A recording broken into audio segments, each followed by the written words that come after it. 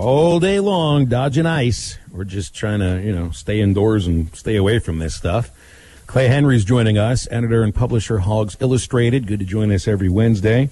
Clay, what's the ice situation in your portion of the natural state? Yeah, I think in Baxter County you've got Stephon Bridges, but there's no real accumulation. It's just kind of spitting sleet and a little snow, and it's just kind of crusty in a couple of places. You can tell where I went to breakfast a little while ago, and I could tell where you've got culverts under roads, that those little stretches of roads had a little crust to them, but they've put some kind of solution. I don't know what they put on the roads in Baxter County, but we're okay for now. We'll see what happens in the next 48 hours. I think there could be some ice coming. Okay, well, we'll be keeping our eye out. I don't know if I'm leaving the house at all today. This is a day to stay indoors. That was it. The only time I'm going to leave the house is to go get firewood, and that's about a 15-yard walk. Yeah, maybe I'll watch some college basketball tonight. Entertaining one last night for Muss's club. Would have not been as entertaining if there was a 2-point differential. This is a season you want to add to the Kentucky misery, not give them any reason to have any joy. That's right. And Kentucky really played, I think, as well as they can. Their turnovers were down. I think they might have had 12. They've had a lot more in some games, and that's the most threes they've made in a game since 2012. And they made big threes down the stretch that normally when you make those shots, you win. And I give Arkansas a lot of credit, and really fun to watch those freshmen. The Jalen Williams, Devo Davis, Moses Moody look like they enjoyed playing in Rupp Arena, which is a great sign. I mean, it's there's been a lot of freshmen through the years wilted in that place, and I know it may not be like having 24,000 in there, but they're creative with the sound. It was loud. You could tell that from watching TV. But I thought that the Arkansas freshmen really held up in that environment. Well, and I mean, so much of the conversation about Kentucky basketball is that they're usually made up of a ton of freshmen. I know they've got grad transfers that have come in this year, but I thought what stood out yesterday on a macro scale is that the three freshmen you mentioned, Clay, I thought they were better. They looked like better basketball players than the Kentucky freshmen. Certainly yesterday they did. They were more athletic than those guys, and that's what stands out. Kentucky has talented players, but they're not as athletic. I'm talking about especially at the guard position. They cannot go to the basket with a little wiggle. If you give them a straight line drive, of course they can go shoot a layup or dunk it. But they're not going to navigate through traffic, and you can. And they did a lot of that. You could tell their coach over the last month has really tried them to get attack the rim, and when that happens, they get a lot of charging fouls because there's just no wiggle in their move to the basket. They cannot, turn at the elbow and do things to get to the rim. If you leave them open at the 3-point line and dare them to just drive to the basket and dunk it, they will. Yeah. But a good defensive team really gives them problems, and Arkansas did last night. If they didn't jump up and make some threes down the stretch, it was going to be a 15-point game, just like their other games have been against decent teams this year. I'm talking about Kentucky.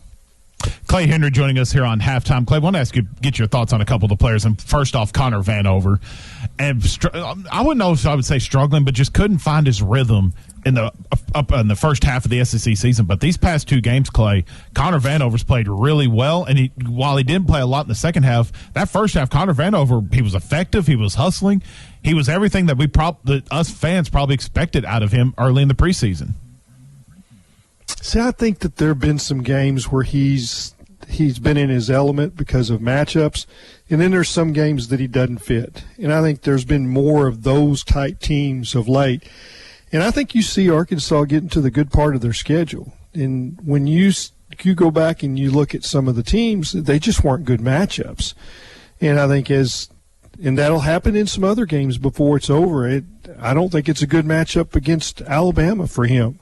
There's not anybody on Alabama's team that he can cover. They've got a lot of guys that can put the ball on the floor and get it to the rim. Well, he can't keep up with those type guys, but Kentucky doesn't have that. And there's been some other teams of late that he was a good matchup. So I think it's about who you play and how they want to play, how Eric Musselman wants to use him. But, yeah, I think that was a decent matchup for him last night, and he looked like he was in his element. I think another player that's really caught my attention, we've talked a lot about him on the show, it's Phil's favorite player, and that's Devo Davis. I mean, the kid playing with so much heart. And I kind of had this idea in my mind of, like, what player reminds me of, and then Jimmy Dykes mentioned it last night, comparing him to Patrick Beverly. And I think, Clay, that is a perfect comparison because Devo can score, but the difference that he can make defensively and the same difference that Patrick Beverly can make defensively, that is a strong comparison in my opinion. Do you agree with that? That's not the guy that I compare him to, and it's you got to be a little older to get this, and you have to really go back to high school.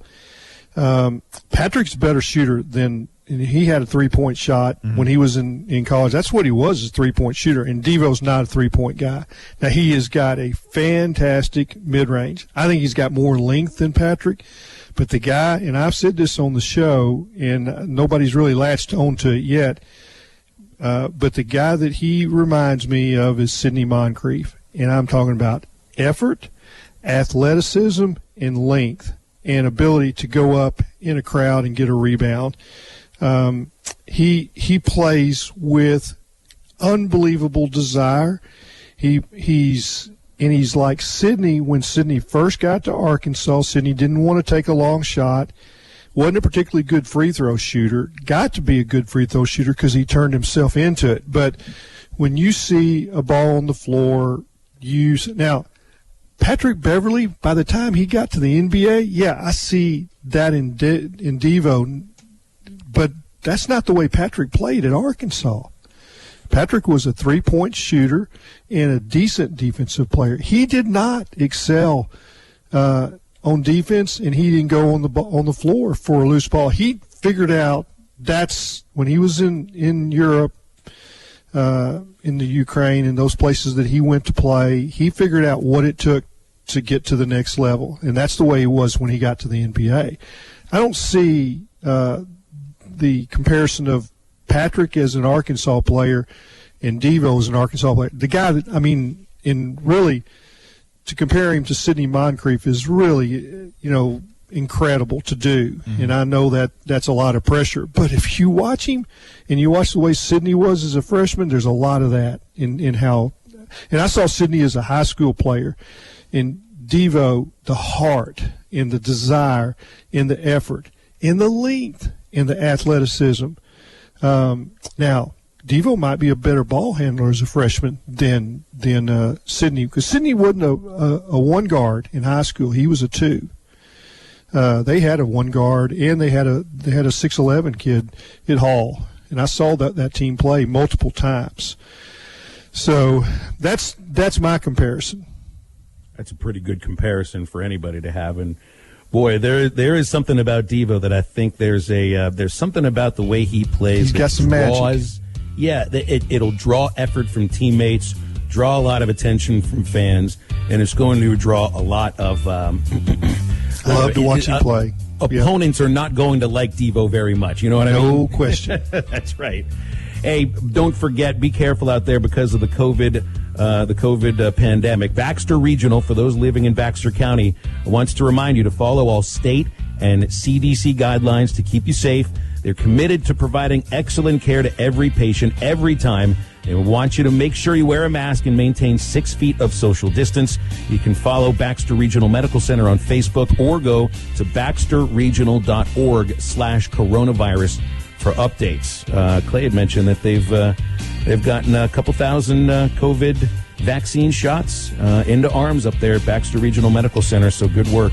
All right, we'll come back after the break, talking more with Clay Henry. Stay with us. So we were watching Arkansas versus Kentucky last night, and how often has Kentucky been a number 1 or number 2 team going up against the opposite? It's only happened one time in Arkansas basketball history, and today is the 30th anniversary of number 2 Arkansas hosting top-ranked UNLV at Barnhill Arena. Really one of the legendary games, albeit a loss in Arkansas history. Clay Henry was there and can tell us all the things he remembers about it. Clay, do you remember, first of all, how this game even came into being? Because this was the latter days of the Southwest Conference, and this is the middle of conference play. And yet in the middle of February, you get UNLV, who would play anybody, to come to Barnhill, and you get Tark versus Nolan. I could just imagine what the atmosphere was like. I vaguely remember watching it as a kid on the CBS telecast and remembering it's like, goodness, that is some atmosphere. I can't remember. Obviously, it was a made-for-TV game, in the conference season. Both teams were thought to be very good. There was not a surprise that they were both ranked, say, might not have thought they'd be 1 versus 2, but they were going to be in that area before the season started. So, it was going to be a game that TV was really looking forward to, those kind of matchups in February. But the thing that stands out in my mind, and I knew this at the time because I was doing the recruiting coverage for the Tulsa World, and I knew that was the day that Arkansas had really worked to get some official visitors in town, some recruits. And they had Corey Beck and Dwight Stewart, and they were on their official visit. And Corey, he told me, and they were in junior college. I think it's South Plains in Texas. And Corey told me, I think it was at halftime, I saw him briefly, and he says, I'm coming. He said, this is awesome. And he said that when Arkansas came out of the locker room, and I don't know whether you're supposed to do this or whatever, but they were in the locker room and, watching Nolan talk to the players, and they came out, kind of trailing behind the players as they entered the court, and, they're calling the Hawgs. And Corey says, this is it. This is where I'm coming. And, Dwight and Corey were so close, and he's like, you get Corey, you got Dwight. So losing the game is, that's what everybody remembers, but that was probably a great victory for Arkansas that day because, getting Dwight Stewart and Corey Beck was critical to, eventually winning the national championship. Yeah. I don't really know if there'd be a way to, take the UNLV program from that early 90s and look at any program now as being the same thing, because UNLV were the bad boys. Gonzaga is a team that's outside the power conferences. They're not the bad boys by any sense. I mean, UNLV came from, I don't even remember what league it was. They dominated it and just they played a style of basketball that was so much fun, and that's why these two. And we got a text from a listener saying that Arkansas had played them in Vegas the year before. Really, the two styles of basketball, it was almost like watching the same style. Both the teams loved to get up and down the floor. And you just look at how many times Arkansas that year scored 100 points. Different game, Clay. Oh, yeah. Well, and you talk about being the bad boys, and Tarkanian was, he feuded with the NCAA. They tried everything they could to nail him when he was at Fresno, and it was nastiness. It's like they, thought that they were cavalier to the rules, probably were, and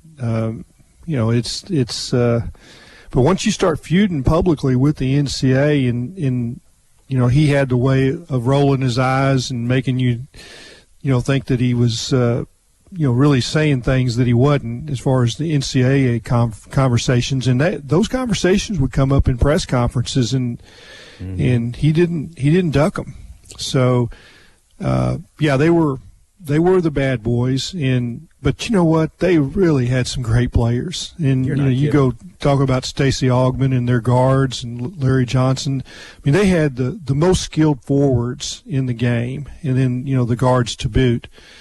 But you'll always remember that Nolan recalls Larry Johnson running by him as they were putting him away, that massive run, late in the first half, and it's like, get you some boys, Nolan, get you some men, I guess is what he said, that he had boys. And then, Todd Day and, Larry Johnson, taunted at each other, and Todd faked like he was going to fight him. There was no intent in hitting Larry. I mean, it was a kind of an open palm fist. I mean, it's just like a little kind of swing as he was falling back.